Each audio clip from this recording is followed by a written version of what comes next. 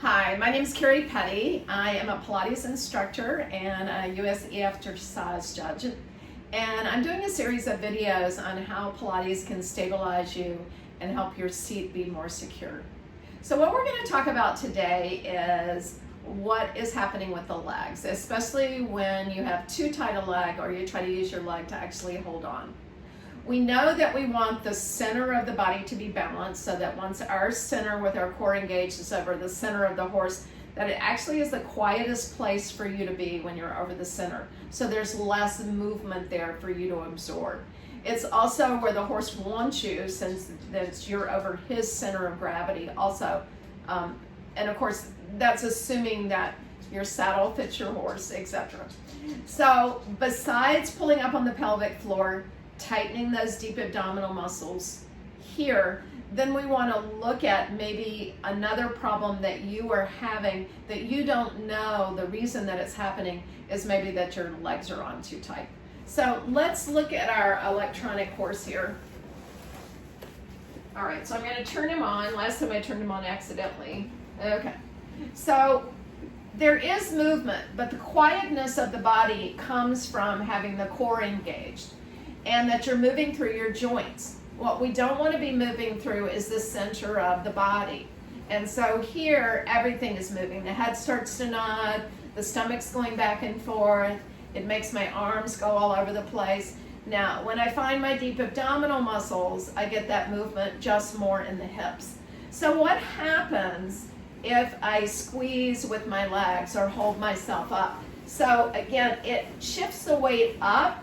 And again, there's excess movement because it's not that I tighten my core, it's I tense superficial muscles. So the weight goes up here. Now let me tell you, the horse doesn't like that because that's away from his center. So you make him top heavy, and being a flight animal, he's gonna speed up, or he could also slow down if he's a really nice horse. So again, if I squeeze, it pops the weight up. I almost fell there. And then I have to tighten. I didn't tighten my shoulders on purpose. I didn't know what else to do because I've locked my base of support here. Then I try to tighten everything with my shoulders. So somebody could tell you to get your shoulders down, but if you aren't seated down in the saddle, you're going to lift your shoulders right back up. There's nothing else you can do because you want to stay on top of the horse, and the body definitely wants to protect itself from getting hurt. All right, we'll turn our horse on.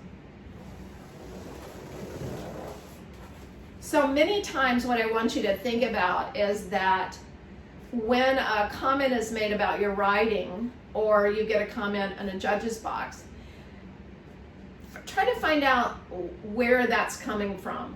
So somebody could nicely say, relax your shoulders, but that might be absolutely impossible for you to do because you lack the core strength here.